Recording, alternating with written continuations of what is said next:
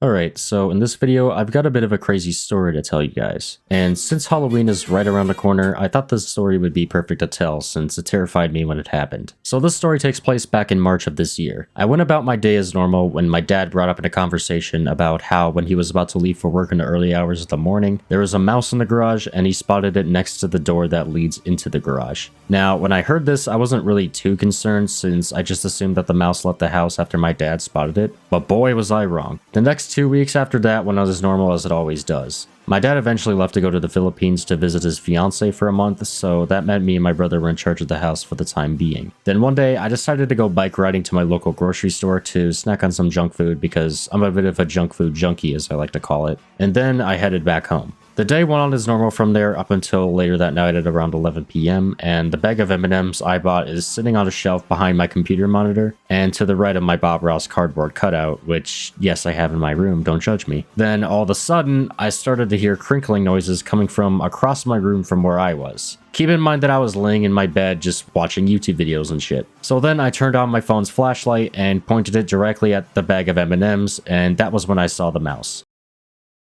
Okay, so here's a recreation of my reaction to seeing the mouse. It goes a little something like this.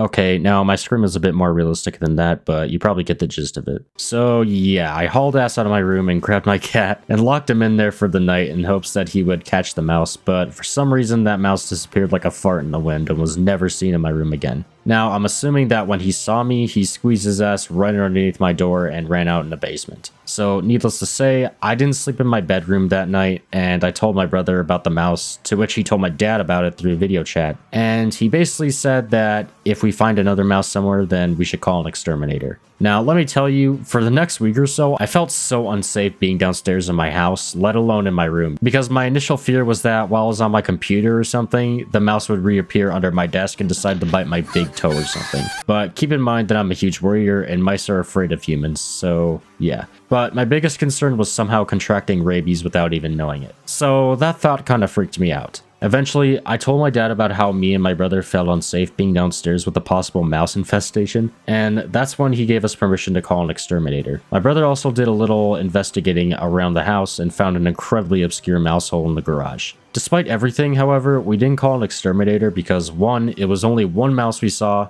and 2, my brother found that hole in the garage, so we decided that our best approach was to get some good old-fashioned mouse traps to put in my room. The next day, I went to investigate the crime scene, if you will, and I found bite marks on the top left corner of the bag of M&Ms. On top of that, I also had an almost empty box of saltine crackers, and inside of it was about a dozen mouse droppings. So, needless to say, I threw away the bag of M&Ms and the saltine crackers. To be honest though, the mouse most likely didn't get a hold of the M&Ms, but I threw the bag away anyway just to be safe, which sucked because I only ate about a quarter of the M&Ms before this incident happened, so I was a bit pissed off. Also, sometime during the day, I decided that I wanted to make some popcorn and just relax and watch movies and stuff. And that was when I saw more mouse droppings in the popcorn buckets we used for popcorn.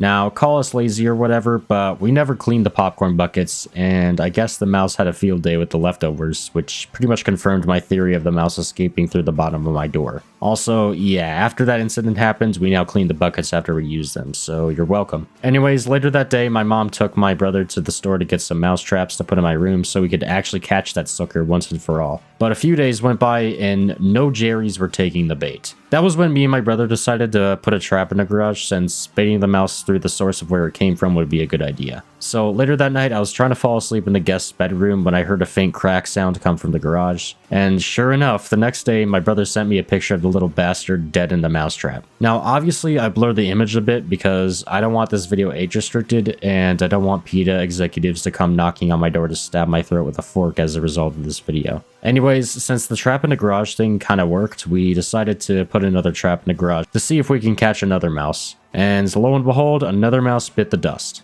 So after this, I got a bit of a sense of relief from this whole mouse fiasco, but I still had a few traps in my room just to be safe. I slept in the guest bedroom for one more night just to be sure, and then I was comfortable sleeping in my bedroom again, which was good. My dad came back from the Philippines and later patched up the mouse hole and decided to pick up some rat poison pellets spread on the garage floor just to make sure there weren't any rebels scouring around, even though we caught those 2 other mice. And fortunately, we haven't had a mouse encounter since. I will say though, even after the hole was patched up, and knowing that those mice got caught in the traps we set up, I still have a small fear to this day that another one will find its way into my room, and whenever I hear the faintest sound in my room come from seemingly out of nowhere, I'll just automatically think that another mouse got in for like a split second. So needless to say, I was traumatized, I have a new fear, and I'm still sort of traumatized because of this whole ordeal. But yeah, that's the story of the mouse that was in my bedroom. I hope you guys enjoyed this video. If you did, remember to leave a like, subscribe, turn on notifications, and leave your pest-related story in the comments below. I read every single comment that I get.